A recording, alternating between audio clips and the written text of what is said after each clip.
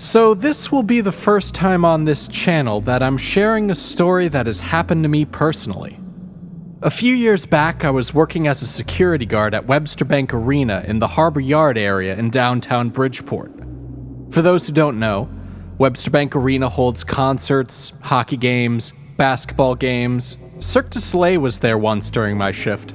There are also plenty of WWE matches. And yes, before you ask, I have met John Cena, albeit briefly, and he probably doesn't remember me. And yes, before you ask, wrestling isn't an actual competition. It's an athletic performance act. Their writing and scripting departments get their own section backstage during the performance. But I'm getting off topic. For what it was worth, the arena was a pretty nice job. It didn't pay that great, but I was in grad school, or at the time of this story, just out of grad school, and needed something to hold me over. And guarding a camera guy while watching a performance was a great way to get paid to go to a concert or sporting event. Aside from the events, they only ever gave me a couple night shifts per week. But I was a night owl anyway, so it fit my schedule for the most part. Since this was a night shift in the summer, there weren't any hockey games, and only occasionally would there be a concert during my shift.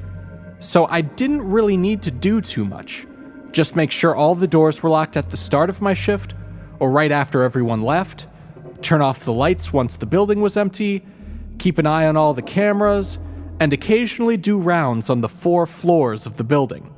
Other than that, I had pretty much free reign of the place. I could write, work on videos for this channel, and even use the internet freely so long as I kept my computer by the monitors. From the 4th floor, on one side you have a nice view over I-95, watching cars and trucks barrel down the highway at all hours of the night. And on the other side, you can watch the Port Jefferson Ferry set sail and make port as the sun rises.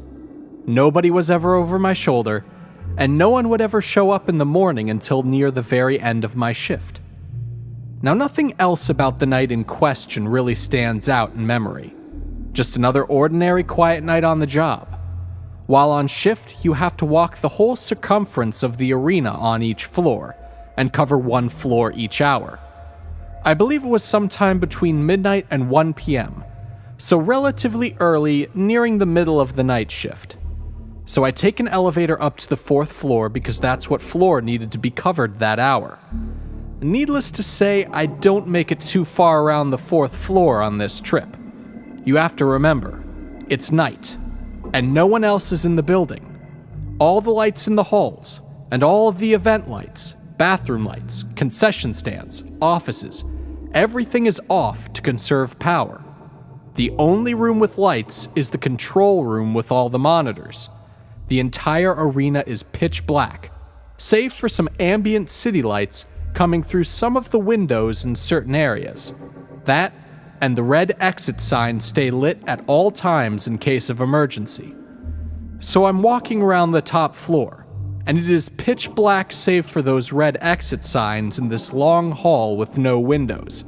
It's one of the 2 long halls on the top that have all the doors to the fancy box seating rooms. I have a flashlight and my phone light, but I don't really use them since I'm familiar with the layout of the building and have always felt pretty safe there. But shortly after turning the corner and walking a little ways down the hall, I realize that I'm not alone. It's standing perhaps about 100 feet away from me, directly under one of the red exit signs attached to the ceiling. I'll admit my first thoughts were pretty mundane. I was worried that someone had snuck in, and I'd have to deal with an intrusion. But whatever it was didn't really react to my presence. An intruder might try to hide or run, but this thing stayed almost perfectly still. Then I realized it was facing my direction, almost like it had been waiting for me. And I'm certain what little of this thing I am seeing is not human. It was a small, 3 to 4 foot tall humanoid silhouette. I couldn't make out too much of the face because for the most part it seemed shadowy. But I think the skin seemed a little gray or pale and ashy. It may or may not have had long dark hair. It was tough to tell with how shadowy the thing was, along with the lack of light. Now, thinking back on this experience, I probably should have pulled out a flashlight to get a better look, but at the time, everything inside me was telling me that I did not want to know and that I should get out of there. I thought I was dealing with a little gray alien. At least that's what it looked and seemed like at the time, and I didn't want to deal with any ramifications of making contact. So I ran pretty fast back to the elevator and down to the safety of the well-lit control room. Needless to say, I didn't go back to the 4th floor that night. That was the only time I ever encountered anything like that while working there. And in all honesty, I didn't think about it again on future shifts that much. Maybe the next 1 or 2 shifts I kept my rounds of the 4th floor a little short, but that was it. For the most part, I just sort of assumed it was a one-time thing, or that maybe I hallucinated it because I had been staying up all night doing these shifts. I probably would have forgotten it had it not been for something else that happened on a different shift later that summer. It was an early morning, sometime between 7 and 8 a.m. during the last hour of the shift. The regular day crew, who do all the various jobs for the arena, were starting to show up. I don't remember the name of the guy, but one of them came up to me and started talking. I must have looked pretty tired because he asked me how I was doing, and not in the way that one would to start a conversation, but more in the way one does when they already know the answer.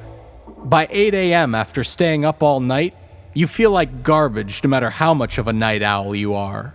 So the conversation was actually pretty refreshing, and nice and all that, and he was about to leave the control room, but then he turns around and asks, "By the way, have you ever seen anything weird on the job?"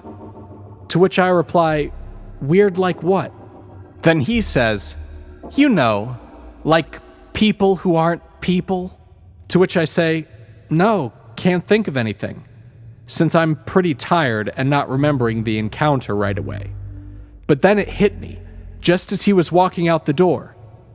"Oh wait, there was this one time," I said, and then proceeded to describe my encounter.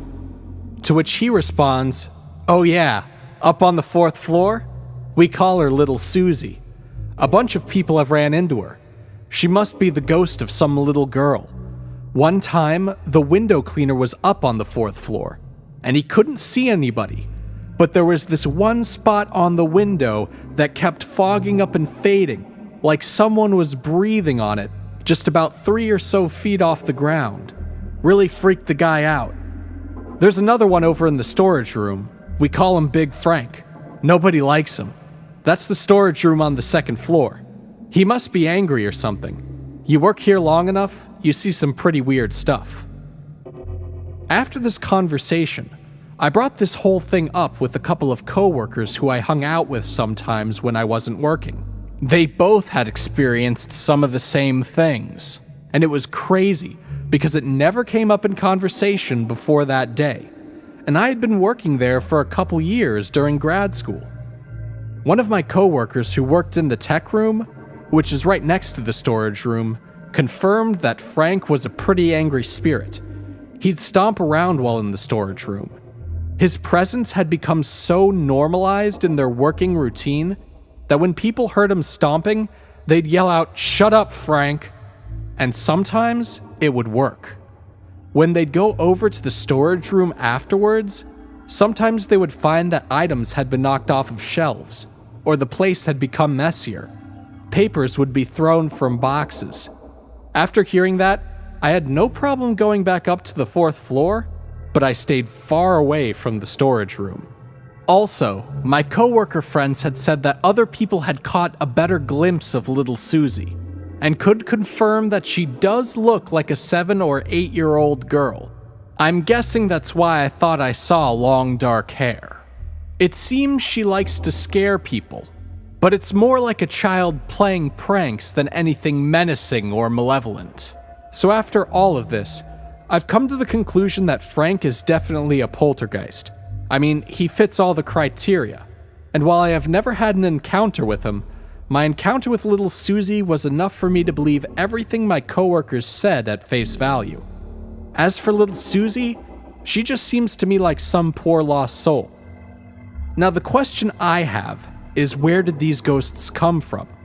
Is it possible little Susie and Big Frank died at the Harbor Yard Arena and their ghosts are haunting the place? I mean, nothing would surprise me in Bridgeport, but I actually kind of doubt it. It's far more likely they were drowned in the harbor or killed somewhere else nearby, and this is just kind of the area that they haunt. That's the thing about cities. There are just so many people and so much strife condensed in one area. So much is happening all at once that you'll never really know about. You could have never seen a ghost in your life. You could think ghosts are just some story that people keep telling themselves for no good reason. But at the same time, be working right next to a building where people are screaming at their version of Frank to shut up.